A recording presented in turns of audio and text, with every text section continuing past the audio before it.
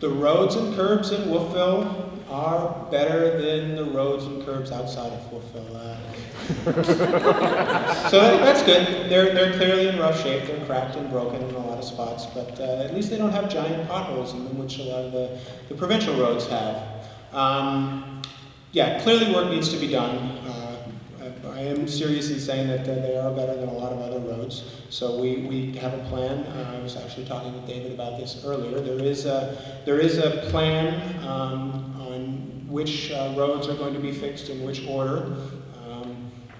If that plan can be revisited if it needs to be, but fix the roads in proper order, and eventually all of them will get repaved and resurfaced, and then yeah, we live in a climate that is hard on roads, and we just have to keep ahead of it, and one step at a time. And it's much better to do your maintenance early than to have a huge pothole later on to fix. Thank you.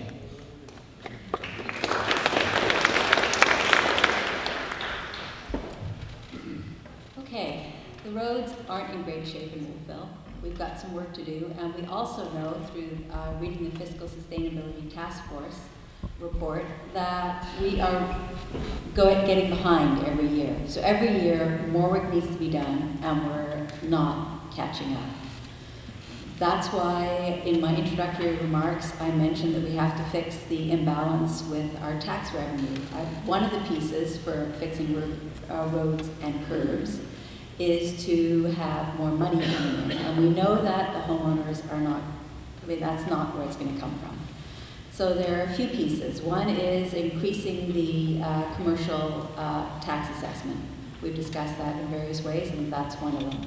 The other one is possibly, okay, I just have time for one more, is slowly trying to address the imbalance that we have compared to rural municipalities. Rural roads are completely covered by the province. So rural tax homeowners don't pay for their roads. The province covers it. That's an unfair thing that we should work on fixing. Thank you.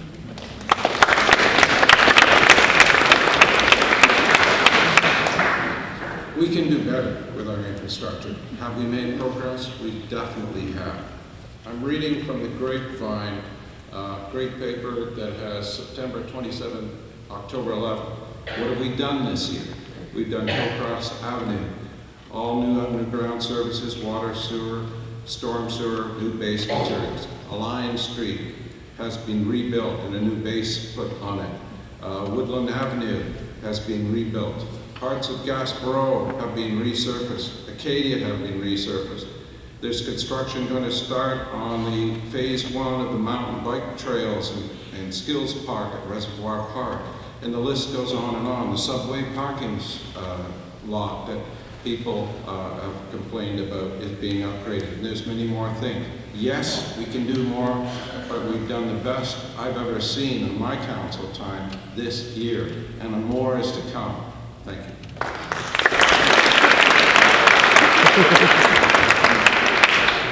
This next question is specifically for Jeff and Keith, our two mayoral candidates. So Gary, I'm going to come back to you for the next question. Hang on to your hat. Jeff and Keith, and we'll start with Jeff. What will Main Street Wolfville look like in 2016?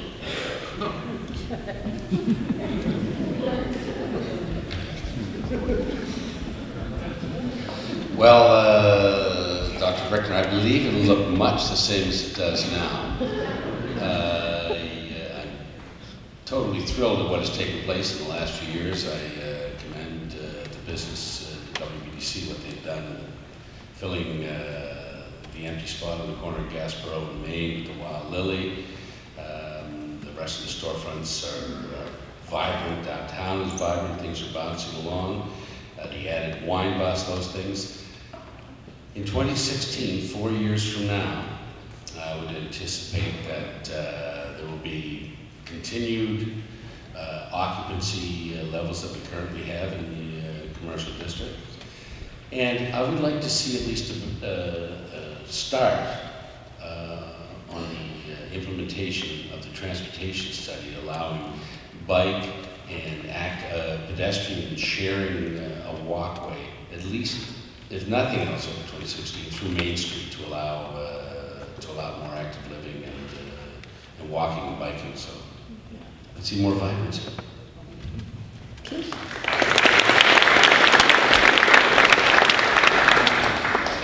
In 2016, the streets in Wolfville will be alive with people. There will be an RCMP officer walking on the street. There may be some public art that finds itself onto Main Street to create some a sense of delight on our streets. We will have perhaps a couple new buildings, and those buildings will look as though they've been there since the beginning of the street. They will fit in and reflect the character.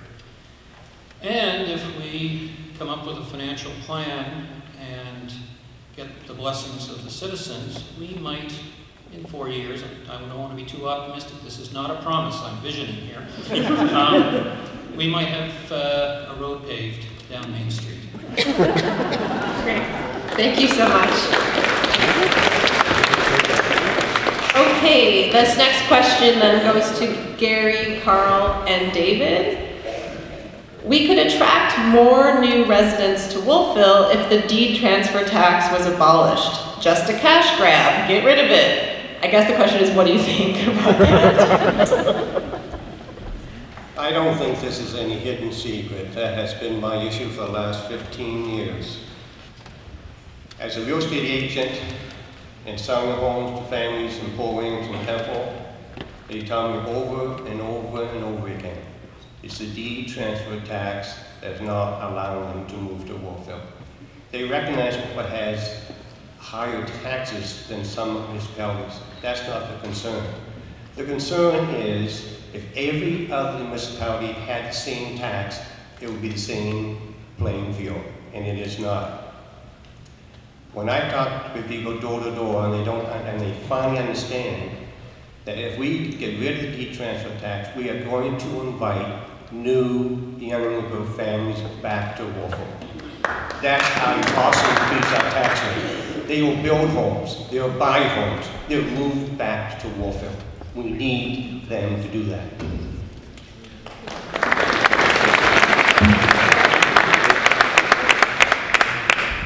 Well, I wish it was simple as that. Because right now, we bring in $300,000 in deed transfer tax. We're sitting here talking about how we're going to fix roads, get more roads fixed, and if we take away that $300,000, where is that going to come from? We're going to have to replace it. The $300,000 right now is part of our budget that we use every year, and the average is $300,000. So if we're talking about that we want to get Main Street done and other roads done, we're going to need that money. Thank you.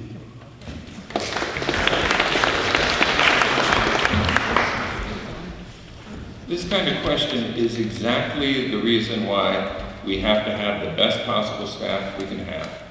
Because as counselors, while we are, for the most part, pretty bright individuals, there is a lot of research that has to be done into the effect of doing this. As Carl said, it is a very complex question. It's something that's been around for a while and has proved to be beneficial. However, that doesn't mean that it always has to stay thus.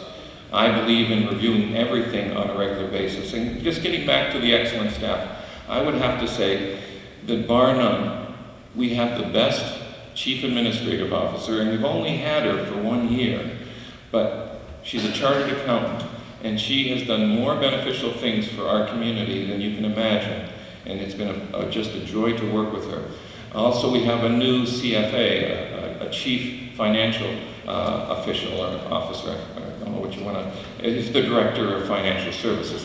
Anyway, he's great too, and so I think we have to rely on the expertise of these individuals, and sure, we can study it, but at this point in time, for me to say, get rid of it, it would be just too simplistic. Thank you. I won't follow up about who's not bright up here, but we can talk about that later over beers. Okay, so this question is going to Wendy, Dan, and Mercedes. What is your position with regard to bicycles being driven on the sidewalks? Not only is this illegal in Nova Scotia, it's a danger to pedestrians. Some enforcement of this law would be much appreciated. So again, the question would be, what's your position? I would like, this comes up in every community I think I've ever worked in. I think that older people who are old enough, and I'm not talking about young children, should be riding their bikes off the sidewalks. I have no problem with little children who are learning to ride bikes on the sidewalks. That said, so that we can have safe places for bikers to ride on our roads, then we need to do something to ensure that there are safe bikeways on the sides of our roads. That would be the solution. I don't think we should be riding, older people, myself included. When I ride my bike, I ride on the road. Sometimes it's a little iffy because there's narrow roads and no bike lanes. But I definitely would like to see some enforcement of the rule, no bikes on sidewalks, and I would like to see a push to have bikeways and on-road bike lanes on our roads in Wolfville.